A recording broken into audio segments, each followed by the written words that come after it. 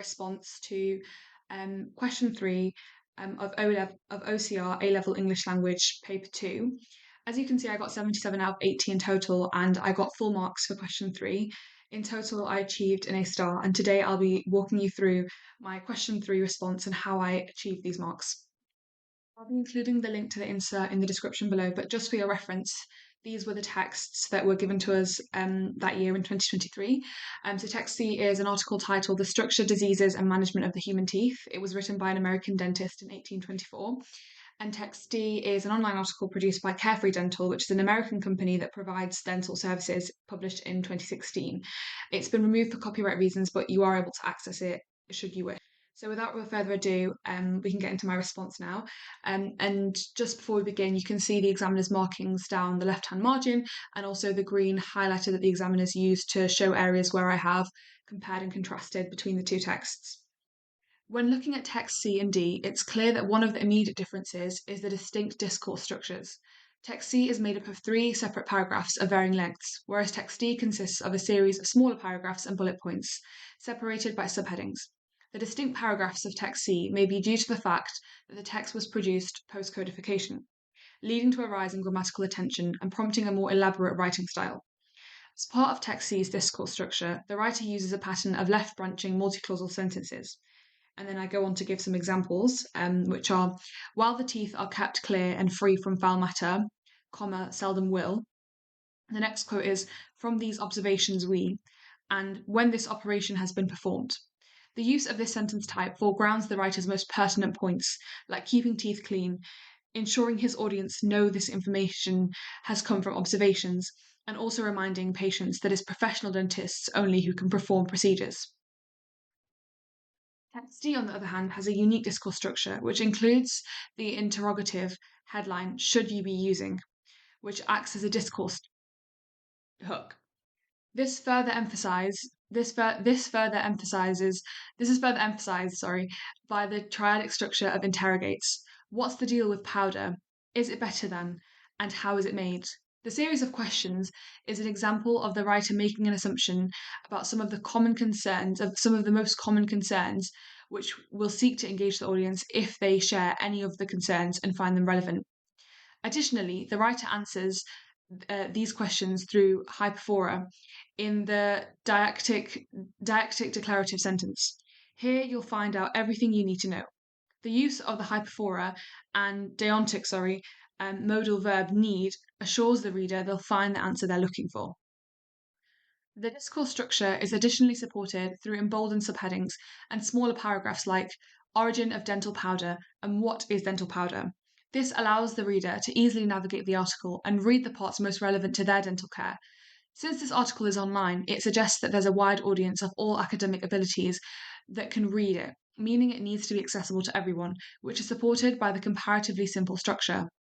In 1824, however, reading was confined to a class of a select few, so it was assumed those buying or reading the article would have a certain level/standard of literacy.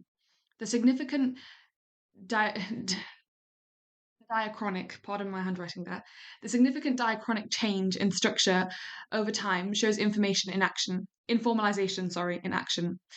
It also shows the effect of technology on language, which prompts more online outlets to use headlines with searchable keywords, in this case dental powder and toothpaste, to attract the interested audience. In terms of sentence types, it's clear that both texts differ significantly, with text C largely containing a pattern of complex sentences with multiple embedded clauses like, and the space between teeth sufficiently widened, and its powerful qualities will not fail.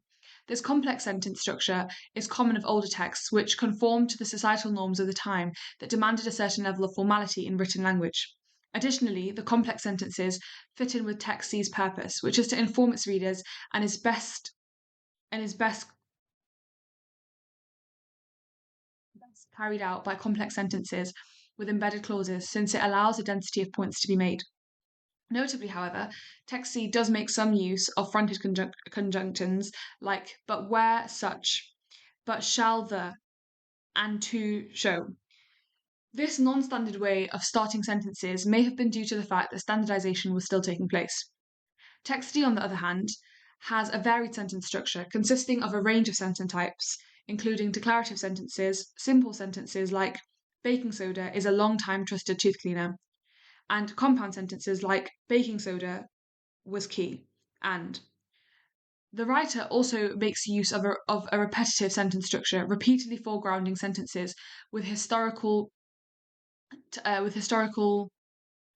times, like around 100 AD, in the 18th century, and by the early 19th century. This allows a clear indication of timescale and allows readers to compartmentalize the information in steps, which fulfills one of the text's purposes of informing the reader.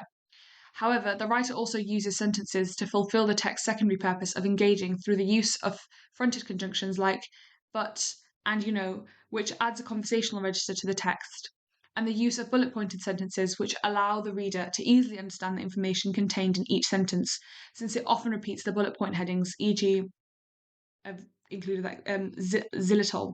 Xylitol not only adds and essentials.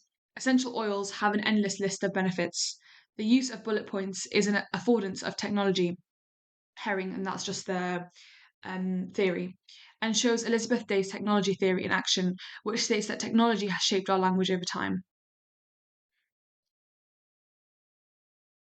In terms of Lexis, it's clear that both texts differ in many ways, with text C showing evidence of first person pronouns like I shall, whereas text D doesn't make use of first person singular pronouns. This may be due to the fact that over time, science and health related material has increasingly adopted the passive voice instead of the active to show a signal/shift in science from the subjective to the objective view, aided by the Royal Society of Science. However, both texts make use of the plural pronoun we. In text, the writer states we may infer, and in text D, the writer states we all know that. Whilst both texts make use of this pronoun, it's used for different purposes. In text C, the writer uses this pronoun to align himself with fellow academics and provide a collective voice of experts, which exerts knowledge power, which almost distances the writer from the reader, who is not part of this group of academics. However, text C uses we as part of synthetic personalization and to allow the reader to feel they also store/know the knowledge the writer is discussing, which almost eliminates knowledge power in we all know. In text C, the writer uses Lexis to establish an almost authoritarian tone, saying they can only be removed by suitable instruments in the hands of dentists. The use of the adverb only, alongside the French Latinate noun phrase suitable instruments, creates the idea that dentists should have greater control/access to people's teeth than people themselves. This is in line with the traditionally physician-centered paternalistic approach in healthcare. Contrastingly, text D takes a much softer approach by using the conditional if, and even if you don't do the last two steps. The use of the direct address you and conditional if to signify choice highlight the change in attitude in healthcare over time that now favours a more patient-centered approach and values personal choice. It's clear that much of the lexis used in text C has become obsolete or archaic. For example, the repeated use of the pre-modifier foul is no longer in use because it's deemed politically incorrect to describe patients' teeth in this way. Text D also makes greater use of field-specific lexis to chemistry, chemical ingredients like borax, fluoride, and enamel, which shows how greater scientific discoveries lead to neologisms, which is an example of Halliday's lexical gap theory. Grammatically, there has been a diachronic change between the two texts. Text C sometimes makes use of non-standard grammar by not apostrophizing the word its. Text C also makes use of the elliptic contractions like throw, which was a genre convention of the time. Text D, however, makes use of I can't actually read that word, contractions like don't, since it's a grammar feature of modern standard grammar. And here were some of the comments that were made by the examiner, some of the off-page comments. Obviously, this includes AO 4, 3, and 2, so not necessarily all of them are relevant to every single question, but you're able to see where it kind of is relevant, and that should hopefully be able to help you in terms of the response. And hopefully that'll allow you to be able to see kind of what techniques and exactly what the examiner is looking for, because obviously there's quite a lot of comments that they've left there. And I am pleased to find that thankfully they're all positive comments, because usually you'd expect some criticism as well, but thankfully there isn't really any of that. If you have any questions or anything that you'd like to see, please do leave your questions below in the comments, and I'll try my very best to get back as soon as possible, and hopefully share some more resources and upload the other videos that I've also recorded. So see you in the next video.